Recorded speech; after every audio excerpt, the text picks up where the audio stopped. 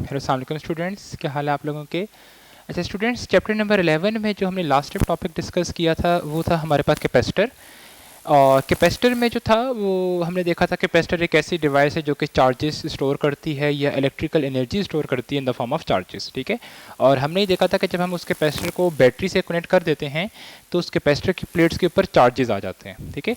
अब एक चीज़ याद रखो, जो लास्ट लेक्चर में चीज़ मिस हो गई थी वो ये था कि अगर मैं इस तरह इसकी सिंबॉलिकल डायग्राम बनाऊं तो जितना चार्ज इस प्लेट के ऊपर आएगा उतना ही चार्ज दूसरी प्लेट के ऊपर भी आएगा, ठीक है।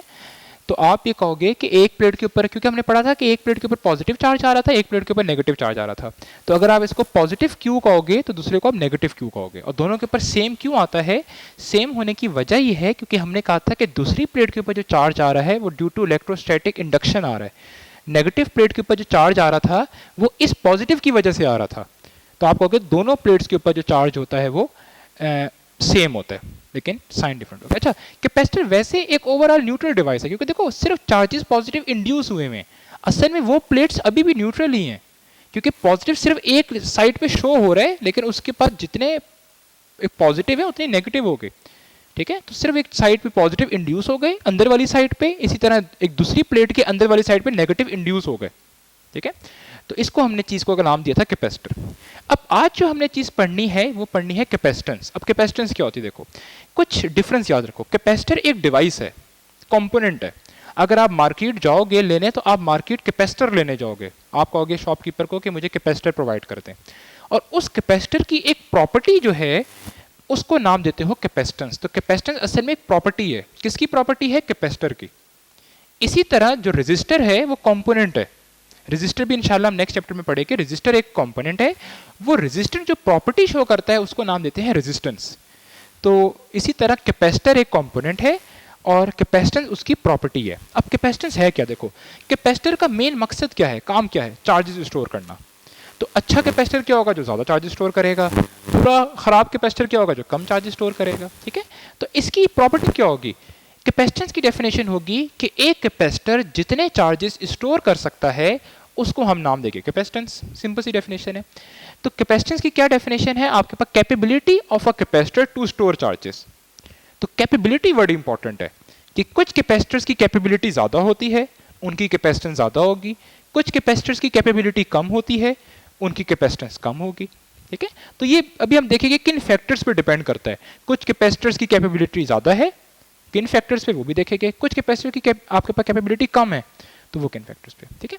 अब असल में होता क्या है, हमने ये डायग्राम में देखा भी था, जैसे ही मैं कैपेसिटर को बैटरी से कनेक्ट करता हूं तो कैपेसिटर की प्लेट्स के ऊपर चार्जेस आना शुरू हो जाते हैं। और आपको मैंने कहा था कि ये एकदम से नहीं चार्जेस आ जाते, कुछ ना कुछ टाइम लेते हैं, वो भी हम टाइम भी कैलकुलेट करेंगे इंशाल्लाह बिल्कुल लास्ट टॉपिक में। तो कैपेसिटर के ऊपर जो चार्जेस आ रहे, देखो जैसे जैसे चार्जेस आएंगे कैपेसिटर की प्लेट्स के ऊपर पोटेंशियल डिफरेंस आना शुरू हो जाएगा, है ना। पहले 1 वोल्ट पोटेंशियल डिफरेंस था तो चार्जेस कुछ कम थे, फिर 2 वोल्ट पोटेंशियल डिफरेंस आपके पास स्टैब्लिश हुआ, फिर कुछ चार्जेस और ज्यादा हो गए, 3 वोल्ट हुआ। और मैंने कहा था ये पोटेंशियल डिफरेंस कैपेसिटर तब तक चार्जिंग शो करेगा जब तक उन प्लेट्स के दरमियान पोटेंशियल डिफरेंस बैटरी के पोटेंशियल डिफरेंस के बराबर ना हो जाए, ठीक है।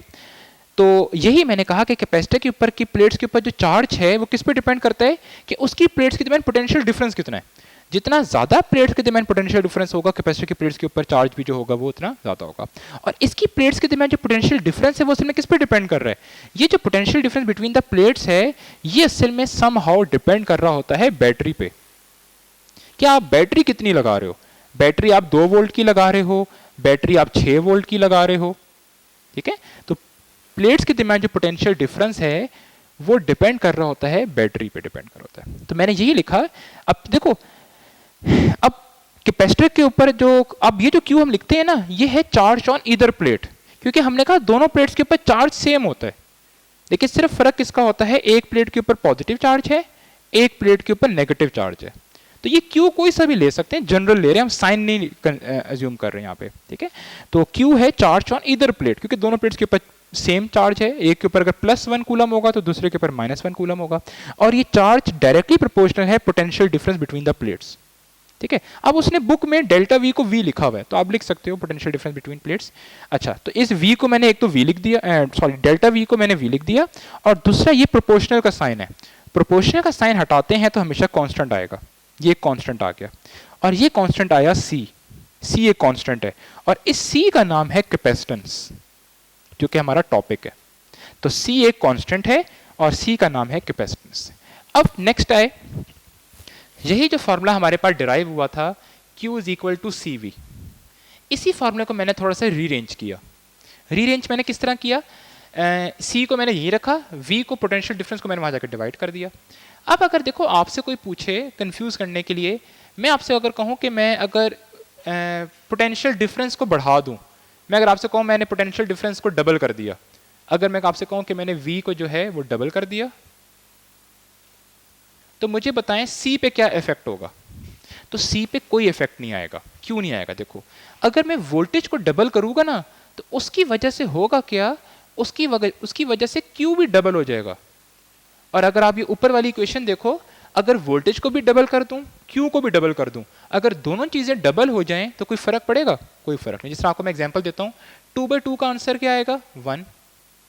अगर मैं नीचे वाली को भी डबल करके 4 कर दूं, ऊपर वाली को भी डबल करके 4 कर दूं, अभी भी आंसर क्या आएगा 1। तो सेम सिनेरियो यहां पे भी यही है कि अब आप ये इक्वेशन सिर्फ एक धोखा देती है आपको कि ये जैसे कैपेसिटेंस Q और V पे डिपेंड कर रहा है, लेकिन कैपेसिटेंस Q और V पे डिपेंड नहीं करती। जो कैपेसिटेंस होती है C is independent of Q and V। Capacitance charge पे और वोल्टेज पे डिपेंड नहीं करती। फिर नेक्स्ट क्वेश्चन माइंड में आएगा कि सर C डिपेंड किस पे करती है। C डिपेंड जो है इसके फिजिकल पैरामीटर्स हैं, जो कि मैंने आपको लास्ट लेक्चर में बताया भी था। एक तो डिपेंड करता है कि प्लेट्स के दरमियान डिस्टेंस कितना है। जिस तरह अगर आप इसकी ये डायग्राम देखो, ये मैंने कैपेसिटर बनाया। एक तो इन प्लेट्स के दरमियान डिस्टेंस कितना है, दूसरा इन प्लेट्स का एरिया कितना है, मतलब इन प्लेट्स की डायमेंशन क्या है। ये प्लेट्स छोटी हैं या बड़ी प्लेट्स हैं तो इनकी डायमेंशन, मतलब इन प्लेट्स का साइज बहुत मैटर करता है। और दूसरा, इन प्लेट्स के बीच में मीडियम आपने क्या रखा हुआ है। कुछ भी नहीं रखा हुआ तो क्या होगा, एयर होगा या वैक्यूम होगा, या फिर आपने इन प्लेट्स के बीच में कोई डाइलेक्ट्रिक रखा हुआ है या नहीं रखा हुआ। तो ये सारे फैक्टर्स जो हैं कैपेसिटेंस को अफेक्ट करते हैं। और नेक्स्ट टॉपिक में हम बारी बारी इनके रिलेशन भी देखेंगे कि कौन सा डायरेक्ट है, कौन सा इनवर्स है। ठीक है, दोबारा कैपेसिटेंस पे आते हैं। तो कैपेसिटेंस का फॉर्मूला अभी हमने रीअरेंज करके ये बनाया। अब अगर आप इस फॉर्मूले से डेफिनेशन बनाओ सिंपल सी कि कैपेसिटेंस क्या है, ratio of magnitude of charge on either plate to the potential difference between the plates, है ना, कि ये Q और V की रेशियो है। तो ये नीचे डेफिनेशन लिखी हुई है कि ratio of magnitude of charge on either plates to the potential difference produce between the plates. ठीक है, तो ये आप इससे भी कैपेसिटेंस की डेफिनेशन, तो एक कैपेसिटेंस की हमने डेफिनेशन ये कही कि एक कैपेबिलिटी टू स्टोर चार्जेस, और दूसरी हमने डेफिनेशन कही in terms of charge and potential difference. अच्छा, अब बुक में उसने एक सिनेरियो डिस्कस किया हुआ है इस फॉर्मूले को लेके कि C is equal to Q by V।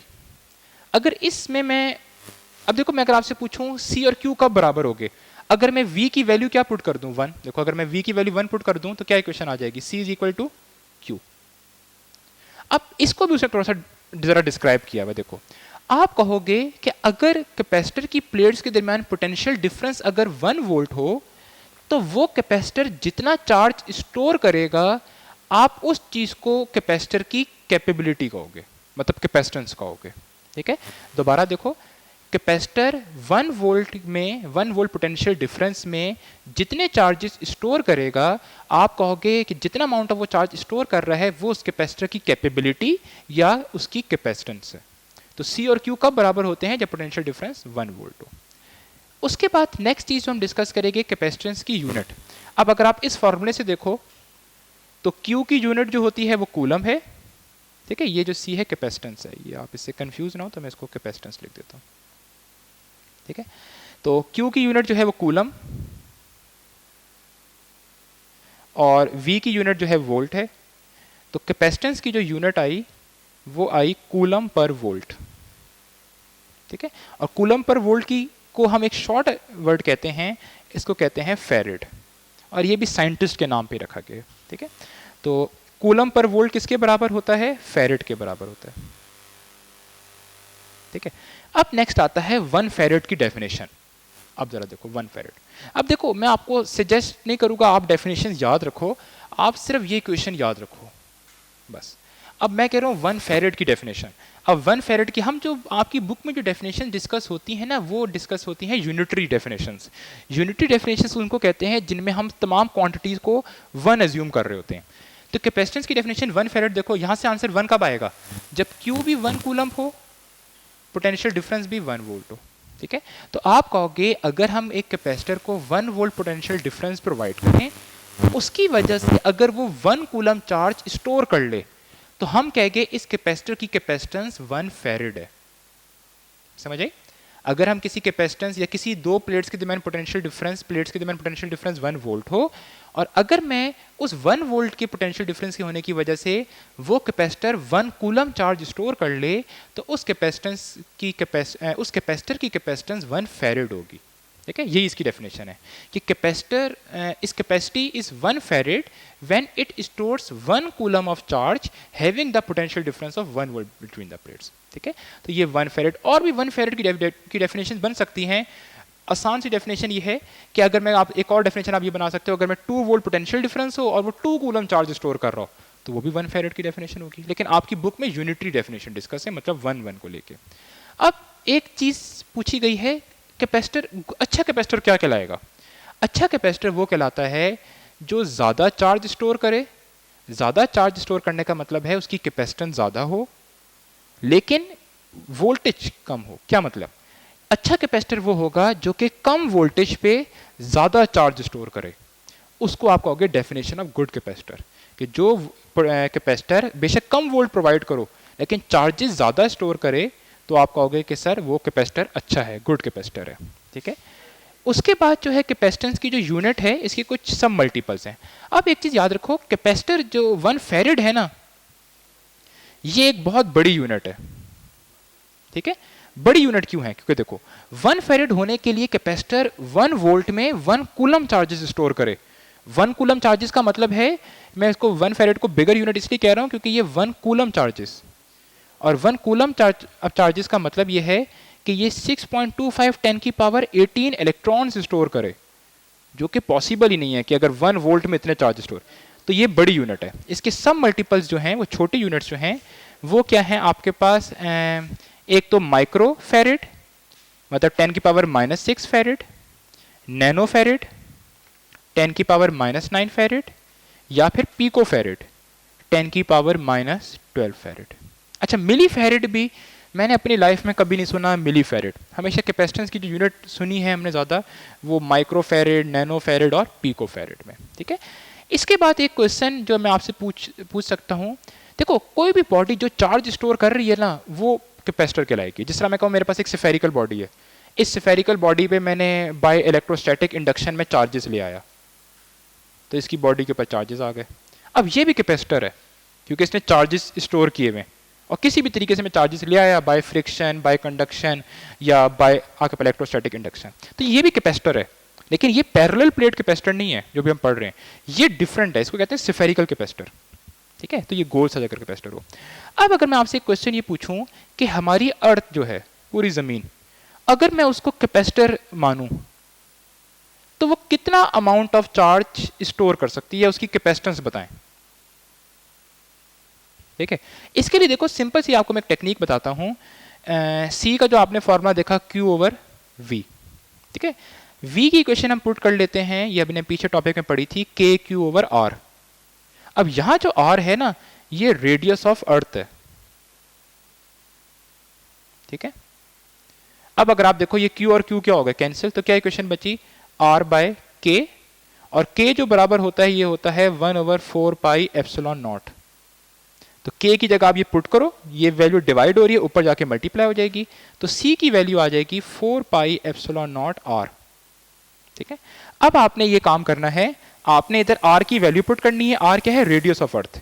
तो रेडियस ऑफ अर्थ जो है वो आप चेक भी कर लीजिएगा, मेरे ख्याल से 6.4 10 की पावर 6 मीटर होता है। ठीक है, चेक कर लीजिएगा, मेरे ख्याल से 6 ही में समथिंग वैल्यू होती है, तो चेक किएगा उसको अच्छी तरह, और फिर उधर R की वैल्यू ये पुट किएगा। एप्सिलॉन नॉट जो है इसकी वैल्यू 8.82 10 की पावर -12 होती है। 4 पाई तो एक कांस्टेंट है। तो नीचे मुझे आपने कमेंट बॉक्स में एक अर्थ की कैपेसिटेंस बतानी है इन माइक्रोफेरेड। ठीक है। तो ये कमेंट बॉक्स में आप कमेंट किएगा, मैं फिर उसको चेक करके मैं भी उसको सॉल्व करके इधर वैल्यू पुट करूँगा। तो वो एमसीक्यूज पूछ सकता है, अगर हम अर्थ को या किसी भी गोल चीज़ को अगर कंडक्टर बनाएं तो वो कितना स्टोर चार्ज कर सकते हैं। ठीक है, इस टॉपिक में प्रॉब्लम हो तो नीचे कमेंट बॉक्स लाजमी किएगा। ठीक है, थैंक यू, अल्लाह हाफिज़।